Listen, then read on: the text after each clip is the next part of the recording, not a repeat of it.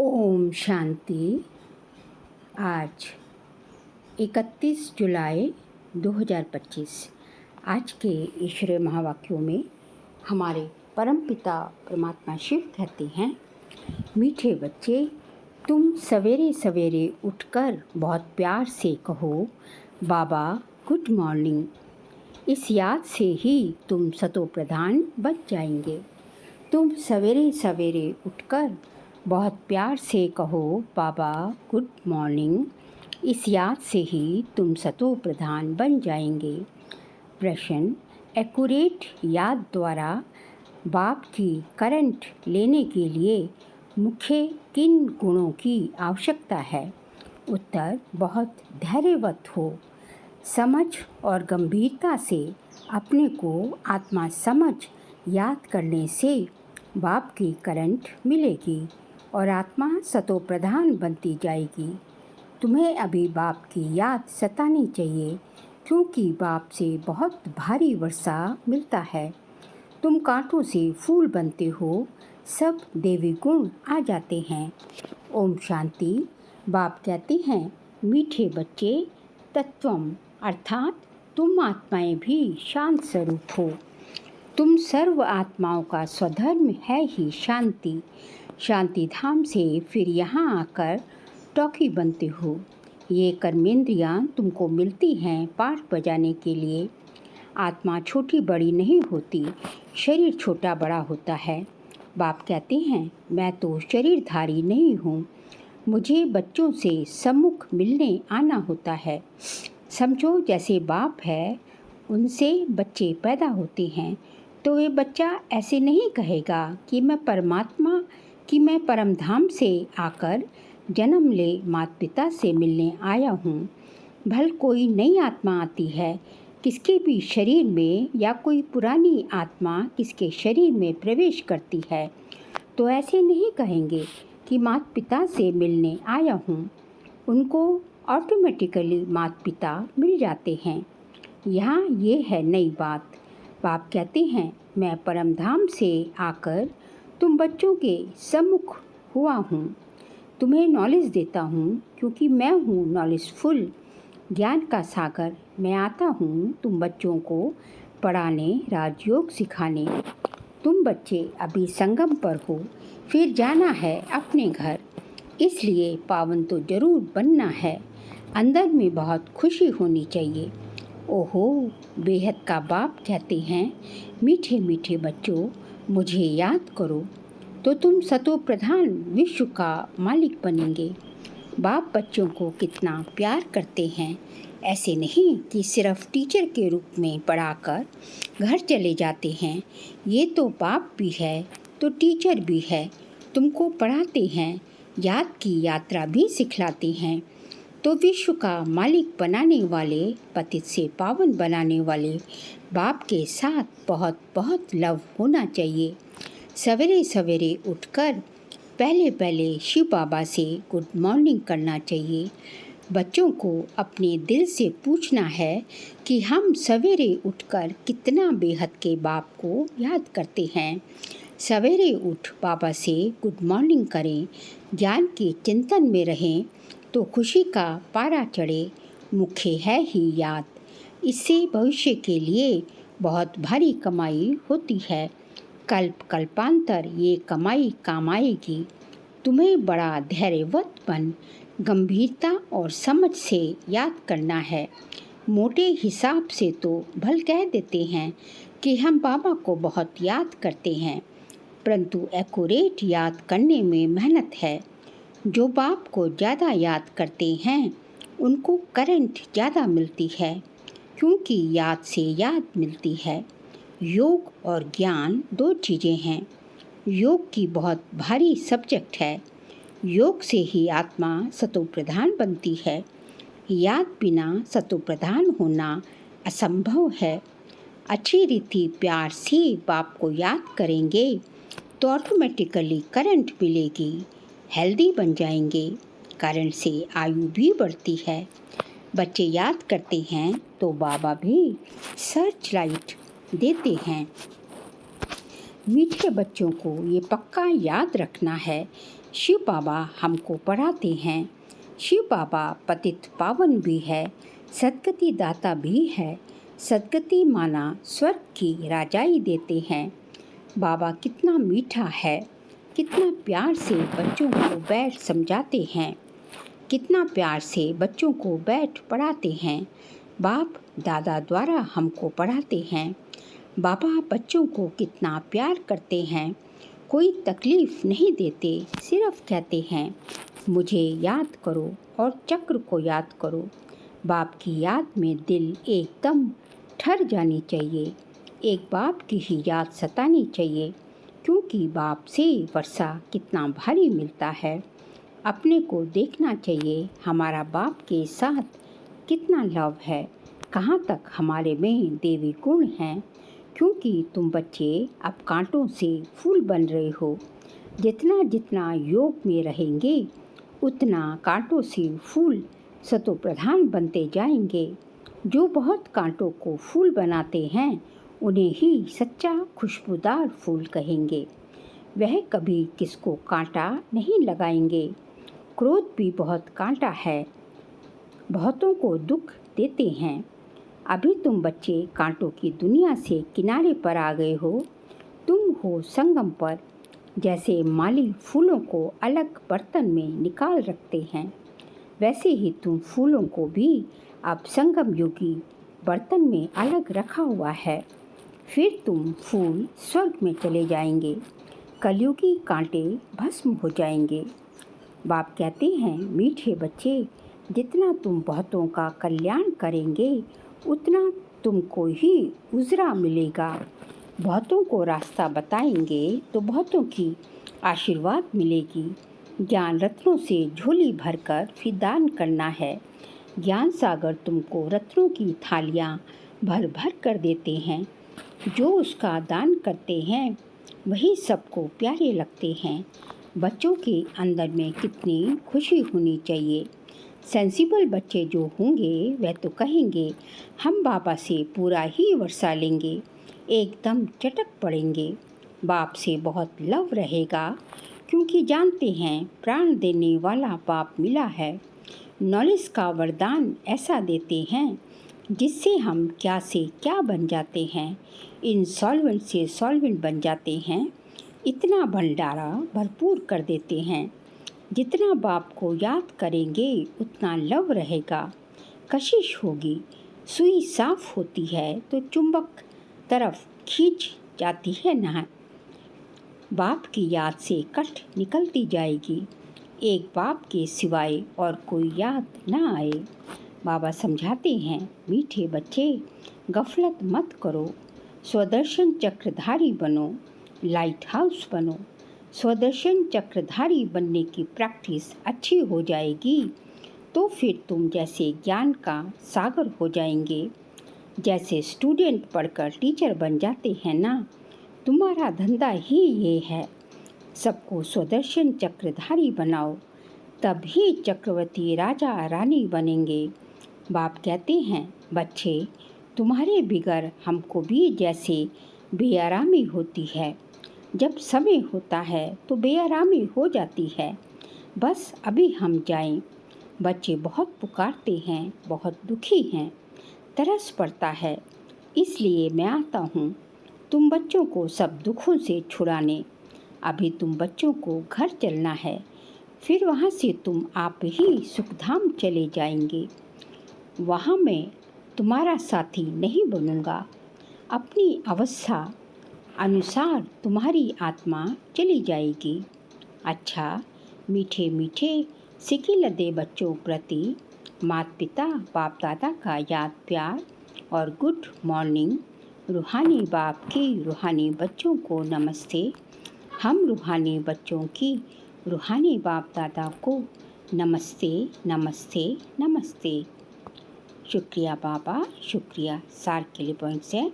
बाप की current automatically लेने के लिए बहुत प्यार से बाप को याद करना है। यह याद ही हेल्दी बनाएगी। करंट लेने से ही आयु बढ़ेगी। याद से ही बाप की सर्च लाइट मिलेगी। सेकंड पॉइंट, गफलत छोड़ स्वदर्शन चक्रधारी लाइट हाउस बनना है। इससे ही ज्ञान सागर बन चक्रवर्ती राजा रानी बन जाएंगे। आज का बाबा का वरदान है, सबको खुशखबरी सुनाने वाले, खुशी के खजाने से भरपूर भंडारा भव। सबको खुशखबरी सुनाने वाले, खुशी के खजाने से भरपूर भंडार भव। सदा अपने इस स्वरूप को सामने रखो कि हम खुशी के खजाने से भरपूर भंडार हैं। जो भी अनगिनत और अविनाशी खजाने मिले हैं, उन खजानों को स्मृति में लाओ।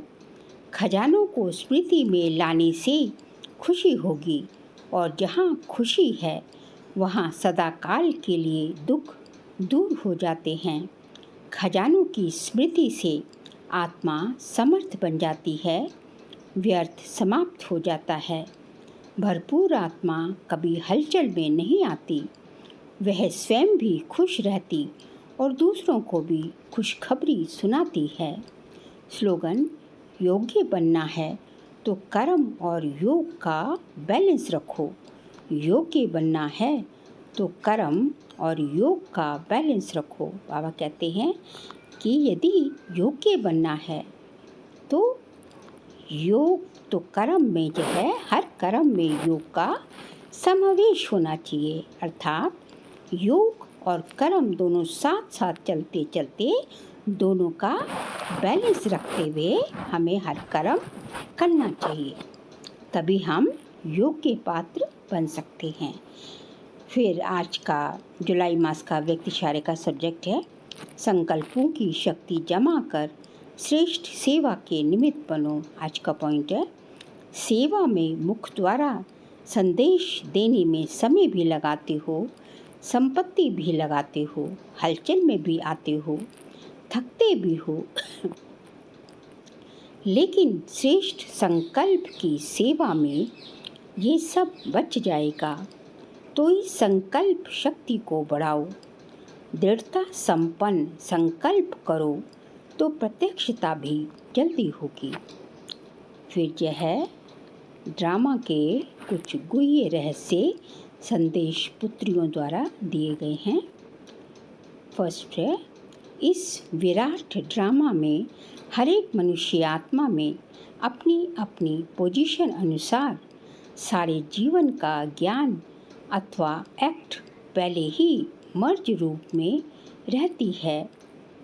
जीवात्मा में सारे जीवन की पहचान मर्ज होने के कारण समय पर इमर्ज होती है।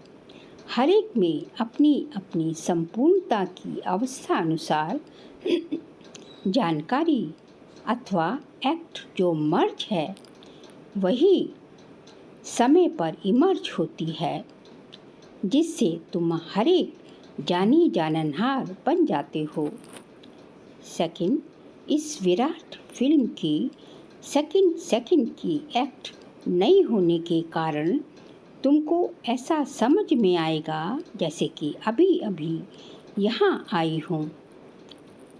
हर सेकंड की एक्ट अलग होती है करके कल्प आगे वाली घड़ी रिपीट होती है, परंतु जिस समय प्रैक्टिकल लाइफ में चलते हो उस समय नई महसूस होती है।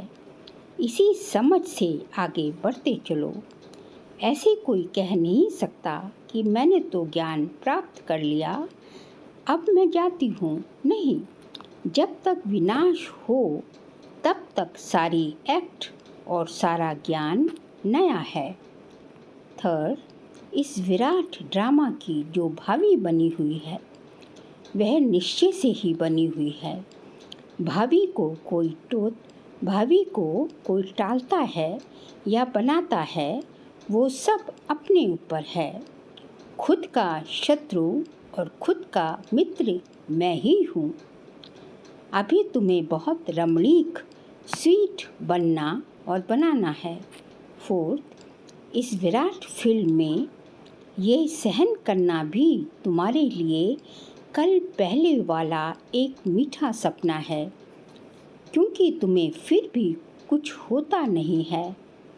जिन्होंने भी तुम्हें तंग किया है वो भी कहेंगे कि मैंने इनको तंग किया, मैंने इनको इतना तंग किया, दुखी किया, परंतु ये तो फिर भी डिवाइन यूनिटी, सुप्रीम यूनिटी, विजयी पांडव बनकर रहते हैं। इस बनी हुई भावी को कोई टाल नहीं सकता। फिफ्थ, इस विराट फिल्म में देखो कैसा वंडर है जो तुम प्रत्यक्ष पांडव भी आए पधारे हो और तुम्हारे पुराने चित्र और निशानियां भी अब तक कायम हैं। जैसे पुराने कागज, पुराने शास्त्र, गीता पुस्तक आदि संभाल कर रखते हैं, फिर उसका बहुत मान होता है, ऐसी पुरानी चीज़ें कायम होते हुए अब नई वस्तु इन्वेंशन होती है। पुरानी गीता प्रैक्टिकल में होते नई गीता इन्वेंट हुई है। पुराने की अंत तब होती जब नए की स्थापना हो। अभी तुम प्रैक्टिकल में ज्ञान को जीवन में प्रत्यक्ष धारण करने से दुर्गा, काली आदि बनी हो। फिर पुराने स्थूल जड़ चित्रों का विनाश होता है और नए चैतन्य स्वरूप की स्थापना होती है। सिक्स्थ, इस विराट फिल्म प्लान अनुसार संगम के स्वीट समय आप अनन्य देवी बच्चे ही विकारों पर विजय प्राप्त कर वैकुंठ की स्वीट लॉटरी पाते हो। आपका ये ललाट कितना लकी है।